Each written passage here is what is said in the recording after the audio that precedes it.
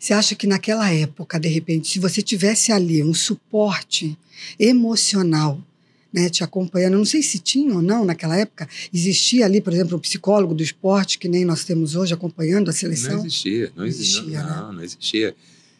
A saúde mental, na verdade, está mais em alta hoje, né? Dentro do Exatamente. esporte. Então, mas por quê?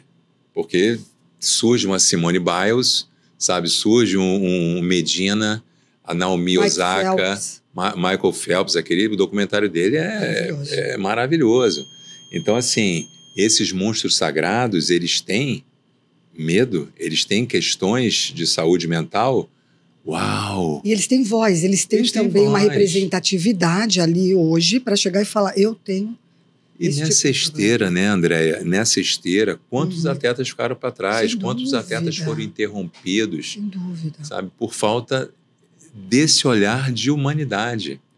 Então, nós fomos criados, ainda mais nós meninos, cara, homem não chora. Você tem que. Cara, não, você não tem que nada, eu sou humano.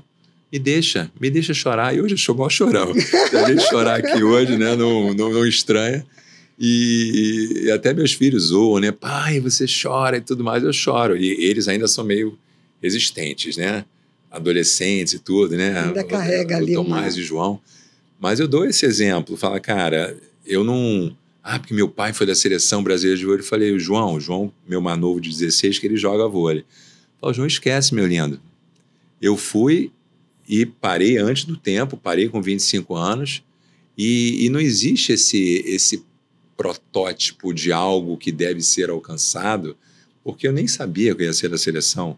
Eu simplesmente amava jogar vôlei, Andréia. Sim, mas olha só que você está falando para mim, Betinho, de uma identidade.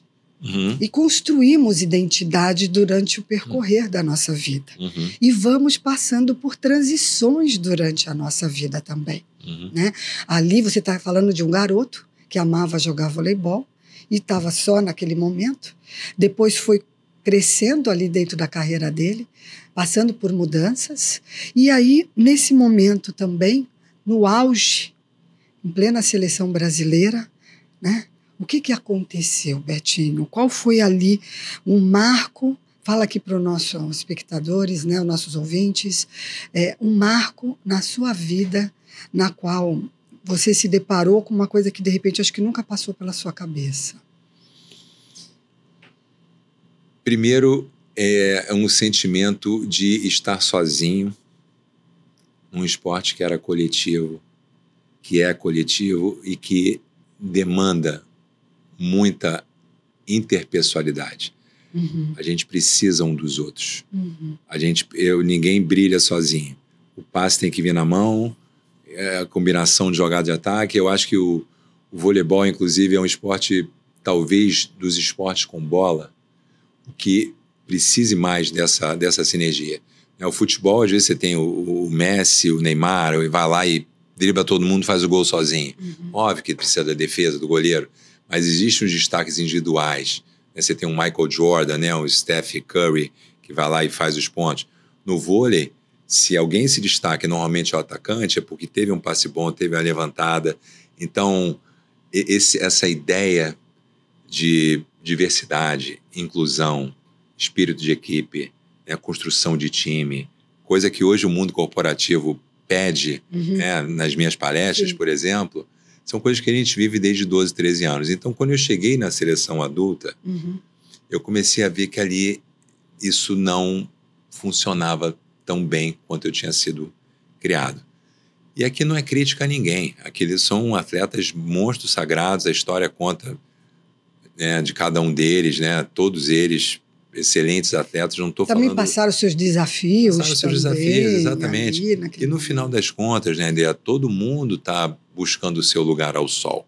A tua pergunta foi para mim. Então, a minha história, a minha percepção da história foi que tudo que me fez chegar até ali começou a ser questionado dentro da minha cabeça.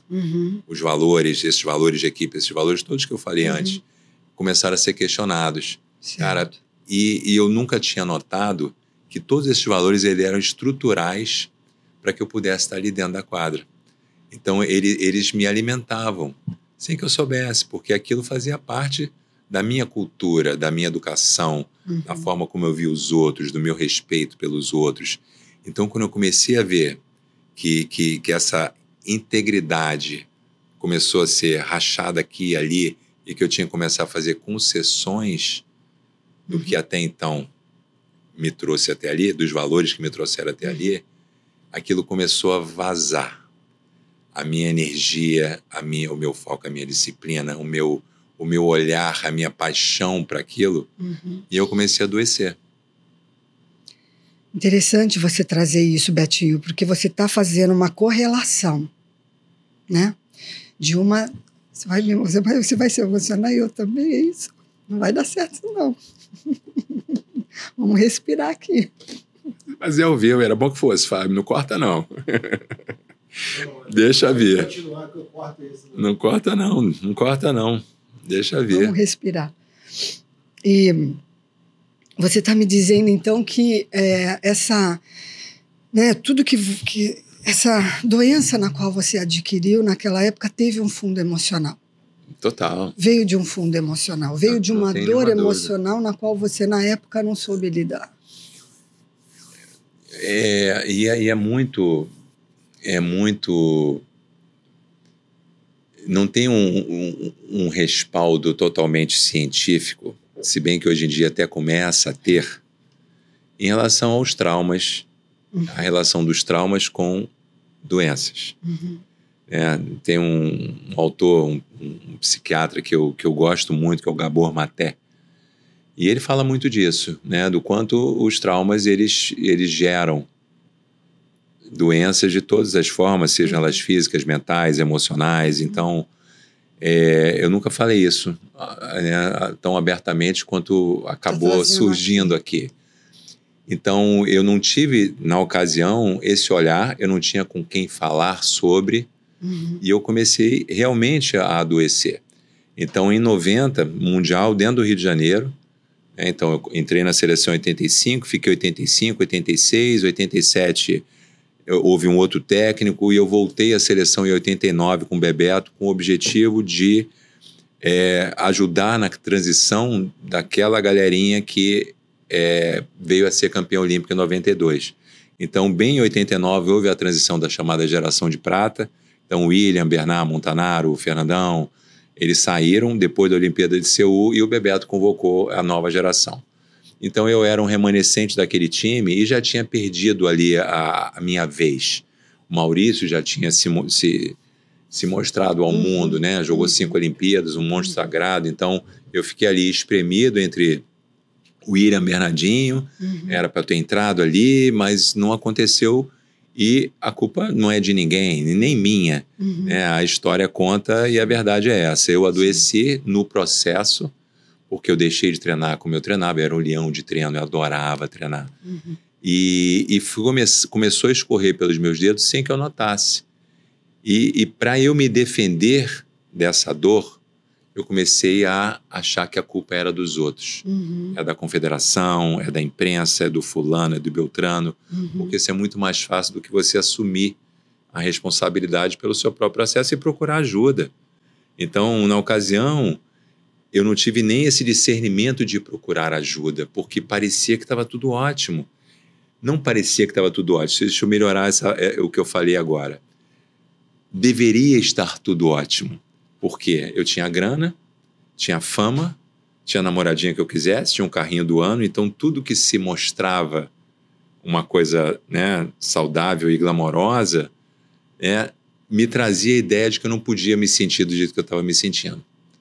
Como você estava se sentindo? Triste, frustrado, sem potência, querendo com um elo perdido. E o que a mente não suporta, né? Ela tem que jogar para algum lugar, né? Exatamente. Ela joga para onde? Para o nosso corpo. Exatamente. E foi isso que aconteceu. Hoje eu tenho esse olhar. Hoje, por trabalhar com desenvolvimento humano, eu tenho esse olhar, mas eu não tive na época.